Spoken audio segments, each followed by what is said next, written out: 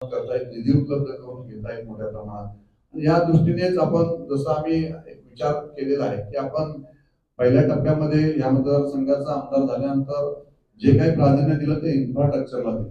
Infrastructure जर आपलं व्यवस्थित असेल तर आपल्याला डेव्हलपमेंट करता येईल आणि हा दूरदृष्टी ठेवून आपण या 5 वर्षामध्ये कर्जत तालुक्याचं इन्फ्रास्ट्रक्चर व्यवस्थित केलं आणि मग मी सांगितलं की आता मोठ्या प्रमाणात डेव्हलपमेंट आता सुरू होणार आहे आणि टप्पा 2 मध्ये आणि म्हणून आम्ही की जनतेची त्रिसूत्री ही एक संकल्पना आम्ही विचारांत केलेली आहे की विचार, विकास आणि विश्वास ही संकल्पना आम्ही आपल्या जनतेसमोर त्या ठिकाणी ठेवलेली आहे की जनतेच्या सेवेसाठी जनतेचा सेवक म्हणून मी काम करणार आहे आणि ह्या दृष्टिकोनातून मी हे विजन ठेवून या मतदारसंघाचा आमदार म्हणून मी काम करत आहे। 5 वर्षामध्ये माझ्या लक्षात आलं की काय नक्की अडचणी आहेत, काय नक्की अडचणी आपण सॉल्व्ह केल्या तर आपला तालुका सुजलम सुफलम होईल, दोन्ही तालुके। या दृष्टीने ह्या मतदारसंघामध्ये ज्या ज्या अडचणी आहेत, ज्या ठिकाणी इंडस्ट्री आहे त्या ठिकाणी इंडस्ट्रीला अजून चालना दिली पाहिजे, जेणेकरून त्या ठिकाणी खालापूरमध्ये इंडस्ट्री आहे, आपण आता नव्याने त्या ठिकाणी 1200 हेक्टर जागा आपण ऍक्विजिशन एमआयडीसी करत आहे। त्या माध्यमातून नव्याने मोठमोठ्या कंपन्या आपल्या इथे आहेत। मुख्यमंत्री मागच्या वेळेला डावोस दौऱ्यावर त्या ठिकाणी गेले होते, उद्योग मंत्री होते, मोठमोठे करार त्या ठिकाणी करण्यात आलेले राज्य सरकारच्या माध्यमातून आणि मग ह्या सगळ्या इंडस्ट्री आपल्याकडे पण काही आपण त्यातला भाग आपण मुख्यमंत्र्यांना सांगितलं आणि मग या ठिकाणी मोठ्या प्रमाणात इंडस्ट्री येत आहे।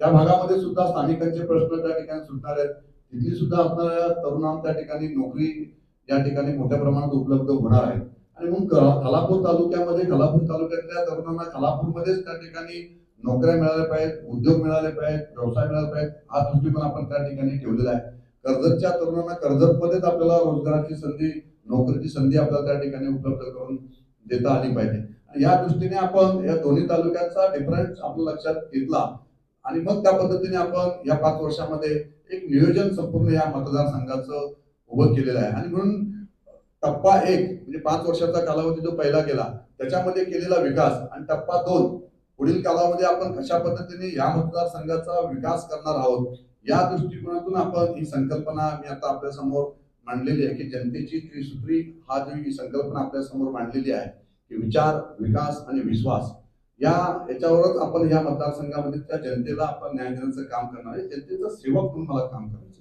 आणि म्हणून जनतेचा काम करत असताना जनतेच्या हिताची कामं कोणती आहेत त्या कामांना आपण भविष्यामध्ये प्राधान्य देणार आहोत।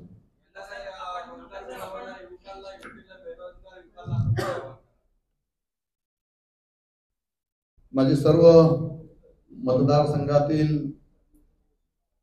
युवक युवतींना माझं जाहीर आव्हान आहे की आपण आज हा जो 18 ऑगस्टचा हा नोकरी मेळाव्याचं आयोजन आम्ही या ठिकाणी करण्यात आलेलं आहे। त्या नोकरी मेळाव्यातून आपण सर्वांनी आपला बायोडाटा या ठिकाणी आपण घेऊन यावं आणि नोकरीची संधी आपल्याला तात्काळ आपल्याला या ठिकाणी उपलब्ध करून देण्यात येणार आहे। परंतु भविष्याच्या काळामध्ये माझ्या सर्व मतदारसंघातील तरुणांनी एकत्रपणे येऊन या मतदारसंघासाठी एक विजन ठेवून आपण त्या ठिकाणी काम करावं। बऱ्याचशा ठिकाणी अशा अनेक समस्या येत असतात की स्थानिक म्हणून आपल्या काही लोक त्या ठिकाणी आपल्याच लोक त्या ठिकाणी विकासाला अडचणी करत असतात। असं न करता आपण विकासाला प्राधान्य दिलं पाहिजे।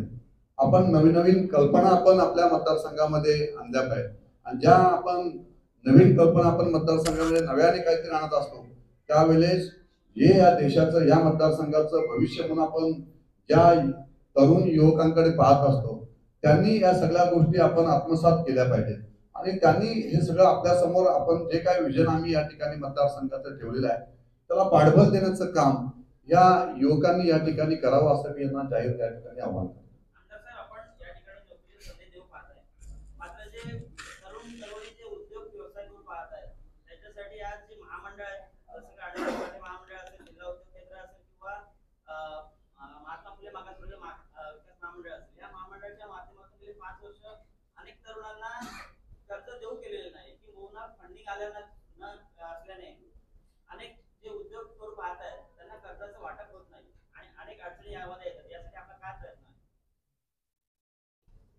सन्माननीय राज्याचे संवेदनशील मुख्यमंत्री एकनाथ शिंदे साहेब यांच्या संकल्पनेतून संपूर्ण राज्यामध्ये आपण सारेजण पाहताय की प्रत्येक क्षेत्रामध्ये प्रत्येकाला, प्रत्येक सर्वसामान्य जनतेला कसं प्राधान्य दिलं जाईल हा प्रयत्न या सरकारच्या माध्यमातून होत आहे.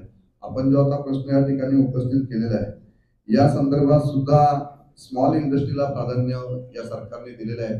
सेंट्रल गव्हर्नमेंट असेल, स्टेट गव्हर्नमेंट असेल, या माध्यमातून सुद्धा ज्या तरुणांना, युवकांना त्या ठिकाणी व्यवसायामध्ये प्राधान्य द्यायचे त्यांना सुद्धा शासनाचा आपण पाहिलं तर डायरेक्ट बँकांवर स्ट्रिक्ट कारवाई करायला सांगितलेली आहे की जर ते ऐकत नसतील किंवा काही बँका जाणीवपूर्वक बेरोजगार तरुण त्या ठिकाणी त्यांचे सगळे डॉक्युमेंट्स क्लिअर असताना सुद्धा त्यांना त्या ठिकाणी निग्लेक्ट केलं जातं.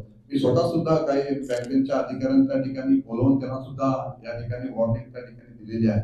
त्यामुळे आम्ही सुद्धा सगळे प्रयत्नशील आहोत, सरकार सुद्धा प्रयत्नशील आहे की आपल्या सगळ्या तरुणांना त्या ठिकाणी जे काही व्यवसाय करायला पाहतात त्यांना सुद्धा आपण त्या ठिकाणी प्राधान्य देण्याचं काम सरकारच्या माध्यमातून सुरू आहे. आम्ही सुद्धा तो प्रयत्न करत आहोत. आणि म्हणून मी मगाशी जे सांगितलं की आपण ही स्वतः मी लोकप्रतिनिधी म्हणून माझी एकट्याची जबाबदारी नाहीये, तर मी आपला लोकप्रतिनिधी आहे. आपणच मला या मतदारसंघाचा आमदार केलेला आहे. पत्रकार बंधू असतील, आपण जे काय सुद्धा नागरिक म्हणून आपण सारेजण आहात, आपण सारेजण एका विचाराने एकत्रपणे आलो पाहिजे आणि एका विचाराने एकत्र येऊन एक दिशा ठेवून या मतदारसंघासाठी प्रत्येकाने काम करावं अशी मी साऱ्यांना या निमित्ताने सगळ्यांना विनंती करेन.